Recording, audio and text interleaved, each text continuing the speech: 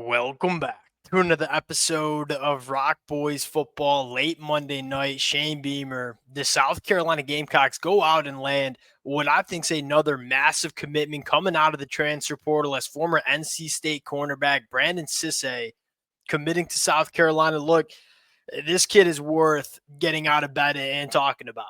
You look at what he brings to South Carolina. I think most importantly, you're building a cornerback room that has a ton of competitive depth. And I think you're not only adding depth with a guy like Brandon, I think you're adding a plug and play starter potentially and a guy that can give you all SEC upside.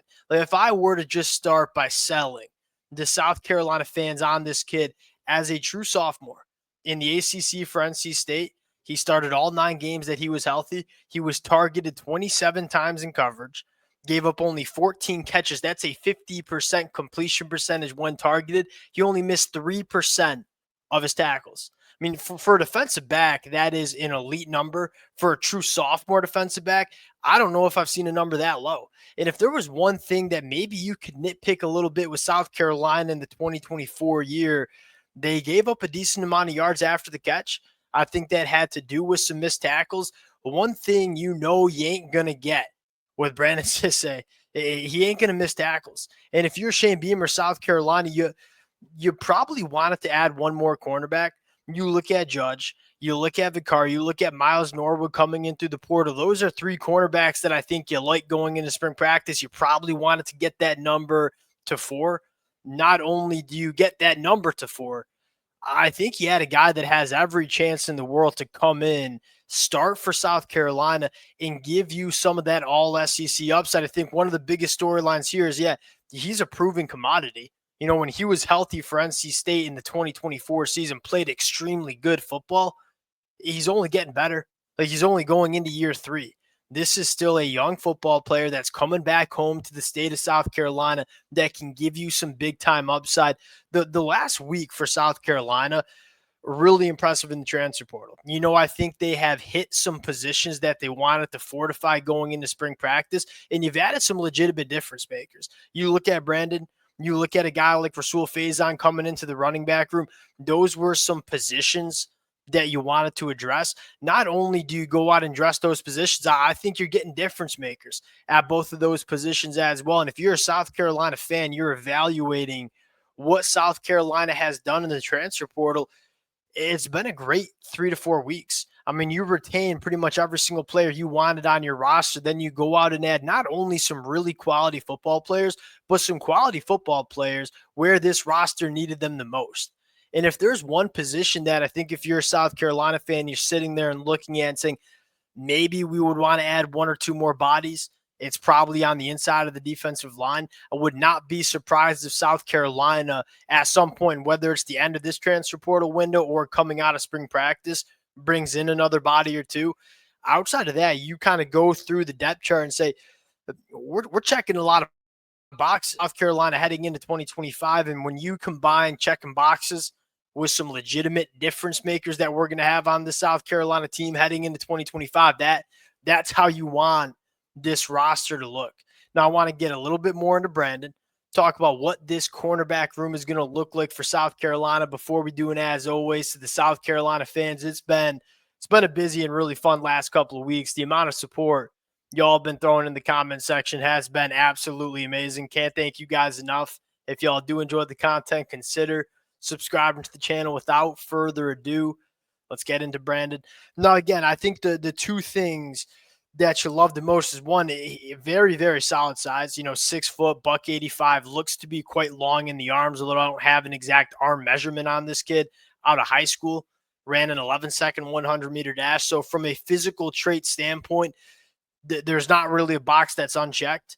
And then I think you look at the football player and say, as a true sophomore, displayed some really, really good football. And again, he's only getting better. And I think the difference between a guy like him and a guy who's going to be a 5th-year senior is, hey, when you're a 4th-year guy going into your 5th year, how much better at football you're going to get. When you're a year 2 guy going into year 3, that's normally when we see some of the biggest jumps in play. And so not only are you getting a football player that played really good at NC State, I think you could be getting a really good football player in the 2025 year. You start looking at the cornerback room. We'll pull up my my Microsoft Excel depth chart, if you will, you feel good about the cornerback position. I have Brandon coming in and starting as a boundary cornerback. I think Judge, Brandon, probably your starters going into spring practice with Miles Norwood and Vicari battling out in the two deep.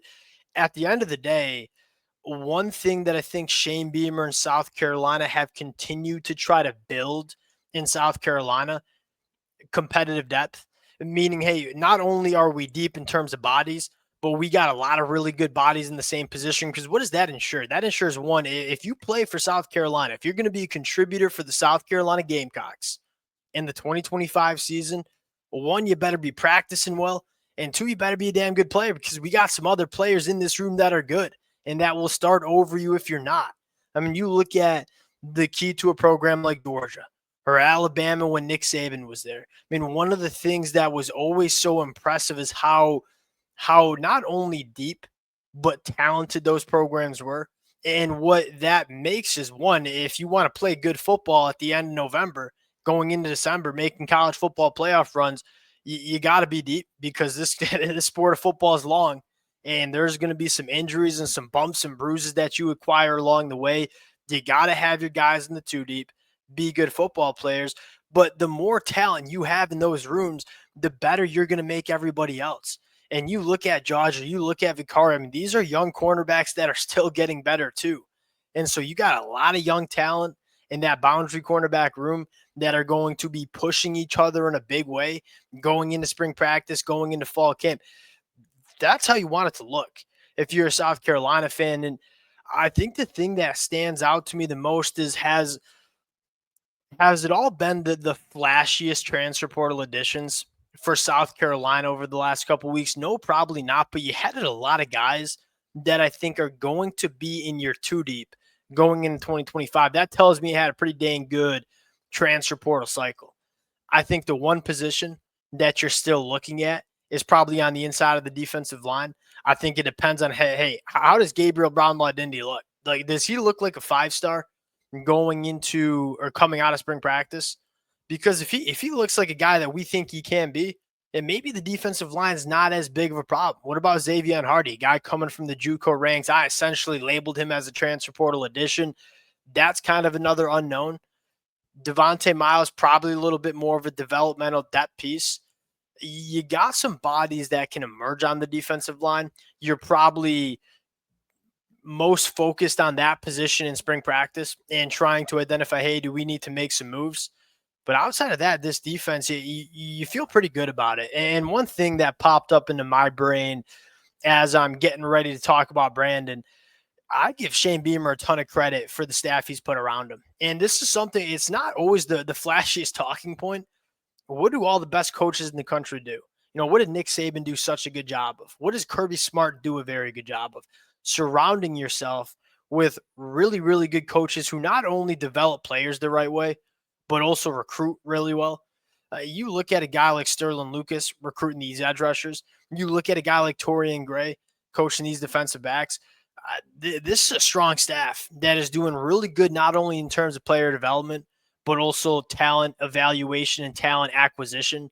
When you have player development, talent acquisition, both going in the right direction, that's how you win a lot of football games. Now, you go to the offensive side of the football just to round out this conversation a little bit as we pull it up here. You feel pretty good. I think the one position that maybe South Carolina fans wanted to address was the wide receiver spot. I think Shane Beamer told us he feels pretty good about, one, some of the young talent on this team. Nick Carberry going into year 3, Bennett going into year 2. I think they feel really good about some of the true freshmen that they have coming in, most notably Malik Clark and Donovan Murph. And on the offensive line, you go out and bring some veteran offensive linemen in because you have to replace all 3 of your starters on the inside of the offensive line. Look, I think there's a good chance Tree kicks into guard. I would like to see Tree kick into guard. I think there's a really good chance a guy like Trevon Baugh beats out someone like Nick Sharp or Rodney Newsom. Look, Nick Sharp and Rodney Newsom, really solid football players. That's why South Carolina brought them in. I think they brought him in to push guys like Tree and Trevon Baugh on the inside. And I think that's what you're going to get in spring practice. That was my quick take on Brandon. quick take on where this South Carolina depth chart is going into spring practice. I think that this is the last addition South Carolina is going to make. Not putting anything past Shane Beamer, but wanted to get out of bed, talk about this one, because I think this kid's a very, very good football player that not only is adding some depth that was needed in that cornerback room, I think there's a really good chance this kid is a big-time contributor for South Carolina going into 2025. Appreciate you guys rocking with it. If y'all do enjoy the content, consider subscribing to the channel. Appreciate you guys. We'll talk to y'all later. Peace.